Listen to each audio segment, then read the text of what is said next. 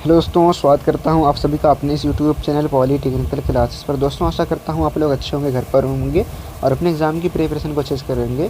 चलिए दोस्तों, आज की इस वीडियो में हम आपको बताने वाले हैं जो आपका चैप्टर है ईंधन एवं दहन, जो कि हमारा basic of mechanical and civil या फिर जनरल इंजीनियरिंग के नाम से जो हमारा सब्जेक्ट है वो, तो उसका बहुत ही इंपॉर्टेंट चैप्टर ये है, ईंधन एवं दहन। तो आज हम इसके पार्ट 4 के बारे में बात करने वाले हैं।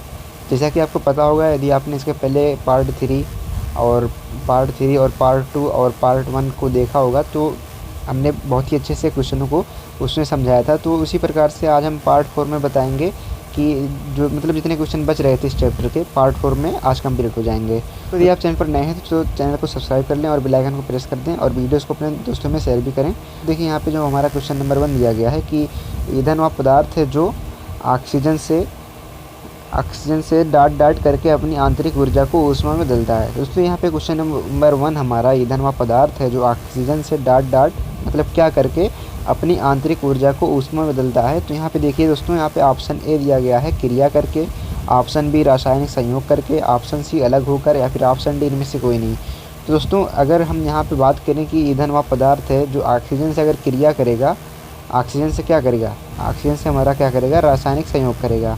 देखो दोस्तों, क्रिया तो करेगा, पर कौन सी क्रिया करेगा, रासायनिक संयोग वाली क्रिया करेगा। तो इसीलिए यहाँ पे ऑप्शन बी राइट हो जाएगा और ऑप्शन ए और ऑप्शन सी और ऑप्शन डी रॉन्ग हो जाएंगे।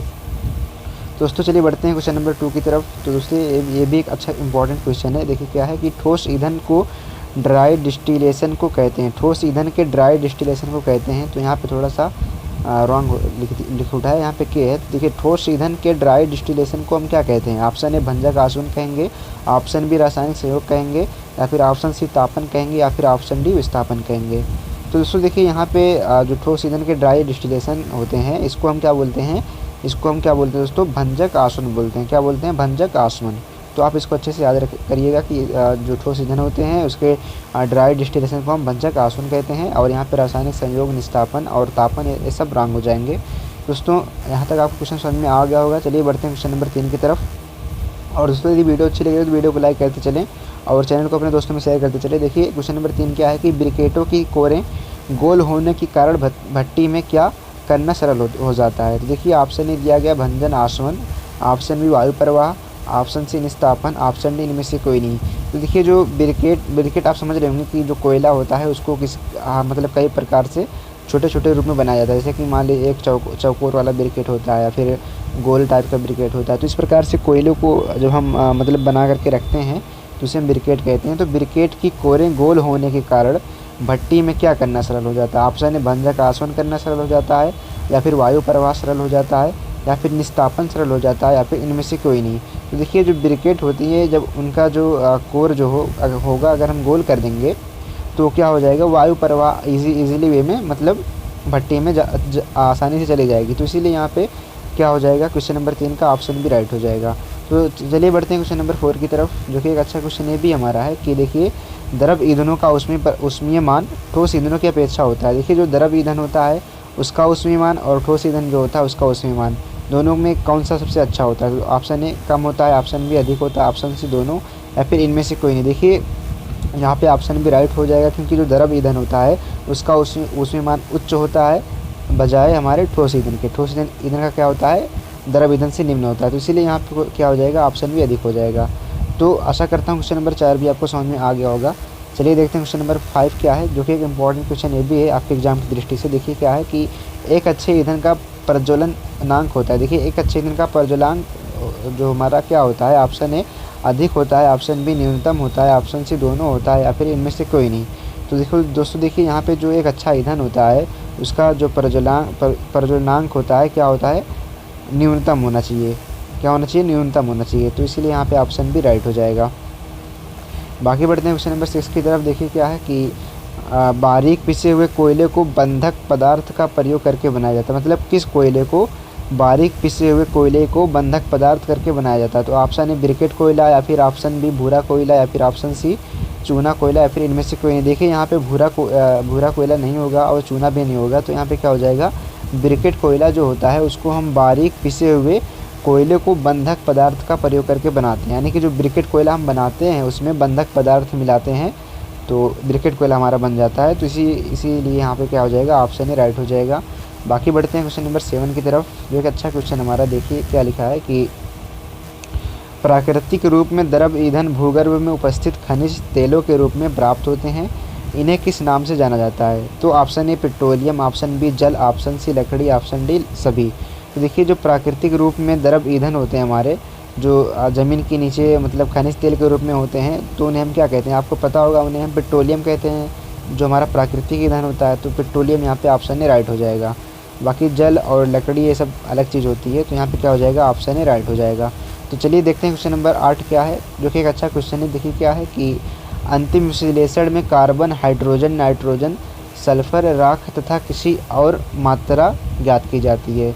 मतलब कहने का यहाँ पे ये है कि जो अब हम अंतिम विश्लेषण जब हम करते हैं, तो उसमें कार्बन, हाइड्रोजन, नाइट्रोजन और सल्फर और राख, और हम किसकी मात्रा ज्ञात करते हैं? मतलब राख, इन चीज़ों के अलावा किसकी और ज्ञात करते हैं? जल की, या फिर ऑक्सीजन की, या फिर दोनों की, या फिर इनमें से कोई नहीं। देखिए इनके साथ हम ऑक्सीजन की भी मात्रा ज्ञात करते हैं, तो इसलिए यहाँ पे ऑप्शन भी राइट हो जाएगा। यदि आपने अंतिम विश्लेषण को थोड़ा सा भी थ्योरी पढ़ा होगा, तो उसमें यही लिखा गया था कि ऑक्सीजन भी सम्मिलित होता है, तो इसलिए यहाँ पे ऑप्शन भी राइट हो जाएगा। चलिए देखते हैं क्वेश्चन नंबर 9 क्या है कि प्रत्यक्ष यानी कि डायरेक्ट एनालाइज में अचर कार्बन प्रत्यक्ष विश्लेषण में अचर कार्बन, नमी, उड़नशील पदार्थ तथा किसी की और मात्रा ज्ञात करते हैं। ऑप्शन ए राख, option B oxygen, option C दोनों, ऑप्शन डी इनमें से कोई नहीं। तो देखिए ऑक्सीजन तो हम किस में करते हैं? प्रत्यक्ष कौन से, मतलब यहाँ पे दिखा देते हैं आपको, अंतिम विश्लेषण में करते हैं। किसमें? यहाँ पे हम अंतिम विश्लेषण में क्या करते हैं? अंतिम विश्लेषण में ऑक्सीजन ज्ञात करते हैं। जबकि यहाँ पे हम जब प्रत्यक्ष विश्लेषण करते हैं, डायरेक्ट एनालाइज करते हैं, तो उसमें हम क्या करते हैं? राख की मात्रा को भी ज्ञात करते हैं। इनके अलावा कार्बन और नमी और उड़नशील पदार्थ, इनके अलावा हम राख की मात्रा भी ज्ञात करते हैं। इसीलिए यहाँ पे ऑप्शन ए इसका क्या हो जाएगा? राइट हो जाएगा। तो चलिए बढ़ते हैं क्वेश्चन नंबर 10 की तरफ। दोस्तों क्वेश्चन आपको समझ में आ रहे होंगे, आशा करते हैं। तो देखिए क्वेश्चन नंबर 10 क्या है कि किसी अंतर्दहन इंजन में सैद्धांतिक रूप से प्राप्त शक्ति उसका डाट बढ़ाने से बढ़ता है। तो ऑप्शन है आयतन, या फिर क्षेत्रफल, या फिर संपीड़न अनुपात, या फिर इनमें से कोई नहीं। तो दोस्तों यहाँ पे जो इसका राइट आंसर हो जाएगा वो हमारा संपीड़न अनुपात हो जाएगा, क्योंकि जब हम संपीड़न अनुपात को बढ़ाते हैं तो क्या होता है? सैद्धांतिक रूप से शक्ति भी बढ़ती है। तो इसीलिए यहाँ पे क्या हो जाएगा? ऑप्शन सी राइट हो जाएगा। बाकी देखते हैं क्वेश्चन नंबर 11 क्या है कि अच्छा क्वेश्चन ये भी है। देखिए क्या है कि द्रव प्रवाह के अंतर्गत उसके अणुओं के मध्य होने वाले घर्षण प्रवाह का विरोध करता है। इस प्रवृत्ति को क्या कहते हैं? यानी कि जब द्रव का प्रवाह होता है, उसके अंतर्गत जो अणु होते हैं उनके मध्य क्या होता है? घर्षण प्रवाह का विरोध होता है। तो इस प्रवृत्ति को हम क्या कहेंगे? संपीड़न कहेंगे, या फिर श्यानता कहेंगे, या फिर क्षेत्रफल कहेंगे, या फिर इनमें से कोई नहीं कहेंगे। तो यहाँ पे क्या हो जाएगा? श्यानता हो जाएगा। क्या हो जाएगा? श्यानता बोलते हैं उस चीज़ को। तो यहाँ पे ऑप्शन बी राइट हो जाएगा। बाकी देखते हैं क्वेश्चन नंबर 12 क्या है। ये भी एक अच्छा क्वेश्चन है। देखिए क्या है कि ईंधन कैलोरी मापी का प्रयोग ईंधन का क्या ज्ञात करने के लिए किया जाता है? देखिए ईंधन कैलोरी मापी का प्रयोग ईंधन का क्या ज्ञात करने के लिए करते हैं? ऑप्शन ए ऊष्मीमान, ऑप्शन बी आयतन, ऑप्शन सी द्रव्यमान, ऑप्शन डी इनमें से कोई नहीं। देखिए जो ईंधन का कैलोरी मान होता है, हम ईंधन का उसके द्वारा क्या ज्ञात करते हैं? ऊष्मीमान ज्ञात करते हैं। तो यहाँ पे ऑप्शन ए राइट हो जाएगा इस क्वेश्चन के हिसाब से। और उसमें यदि यहाँ पे ऑप्शन ए उच्च ऊष्मीमान दिया गया होता, ऑप्शन ए, और ऑप्शन बी निम्न ऊष्मीमान दिया गया होता है ना दोस्तों, निम्न ऊष्मीमान, और ऑप्शन सी क्या दिया गया होता? ऊष्मीयमान, तो उस टाइम में क्या सही होता? उस टाइम में हमारा ऑप्शन डी अगर सभी दिया गया होता तो सभी सही होता उस टाइम में। क्योंकि देखिए जो ईंधन का कैलोरी मापी होता है वो क्या करता है? ऊष्मीयमान ज्ञात करता है, पर कौन सा? निम्न उच्च दोनों ज्ञात करता है। इसलिए यहाँ पे ऑप्शन ए राइट हो जाएगा। और दोस्तों अगर वीडियो अच्छी लगे तो वीडियो को लाइक करते चलें, और दोस्तों में अपने इस प्यारे चैनल को शेयर भी करते चलें, ताकि जो अपनी फैमिली थोड़ा सा और ग्रोथ कर पाए और हम आपके लिए कुछ बेहतर कर पाएँ। और दोस्तों देखिए यहाँ पे राइटिंग की थोड़ा सा बात कर लें, तो राइटिंग को थोड़ा सा मतलब अवॉइड करिएगा, तो केवल क्वेश्चन को समझिए। देखिए क्वेश्चन नंबर 13 क्या है कि आइसोऑक्टेन तथा एन हेप्टेन के एक मिश्रण में आयतन के रूप में ऑक्टेन का प्रतिशत होता है, जो अमुक ईंधन के अभिघात लक्षणों से ठीक मेल खाता है, वह कहलाता है। देखिए आपने अगर पढ़ा होगा कि आइसोऑक्टेन और तथा एन हेप्टेन के एक मिश्रण में जब हम आयतन के रूप में ऑक्टेन का प्रतिशत मतलब जो होता है, जो अमुक ईंधन के अभिघात लक्षणों से ठीक मेल खाता है, उसे हम क्या कहते हैं? ऑक्टेन संख्या कहते हैं। आपने पढ़ा होगा ऑक्टेन नंबर की परिभाषा, तो इसी टाइप से थी, तो इसीलिए यहाँ पे क्या हो जाएगा? ऑप्शन ए हो जाएगा। तो इसी प्रकार से आप C10 नंबर की भी परिभाषा आपने यहाँ पे क्या होता था कि C10 आइसो नॉर्मल हेप्टेन से करके था, होता था ना C10 की परिभाषा। तो अगर उस टाइप से परिभाषा देता है तो यहाँ पे C10 हो जाएगा। और इस टाइप से यहाँ पे देखिए आइसो ऑक्टेन तथा एन हेप्टेन की बात किया गया है तो यहाँ पे ऑक्टेन नंबर हो जाएगा। तो बढ़ते हैं क्वेश्चन नंबर 14 की तरफ। अच्छा क्वेश्चन ये भी है कि ईंधन के एक ऐसे दहन को जिसमें अल्प समय में प्रकाश तथा ऊष्मा उत्पन्न होती है क्या कहलाता है। तो देखिए ऑप्शन है स्वतः दहन कहलाएगा, ऑप्शन बी द्रुत दहन कहलाएगा, या फिर निम्न दहन कहलाएगा, या फिर इनमें से कोई नहीं। तो देखिए यहाँ पे जब हम ईंधन के ऐसे दहन को जिसमें अल्प समय में यानी कि कम समय में प्रकाश तथा ऊष्मा उत्पन्न होती है, जब कम समय में प्रकाश और ऊष्मा उत्पन्न होगी तो उससे हम क्या कहते हैं, द्रुत दहन कहते हैं। क्या कहते हैं दोस्तों, ईंधन के ऐसे दहन को हम क्या बोलते हैं, द्रुत दहन बोलते हैं। तो ऑप्शन बी क्या हो जाएगा, राइट हो जाएगा इसमें।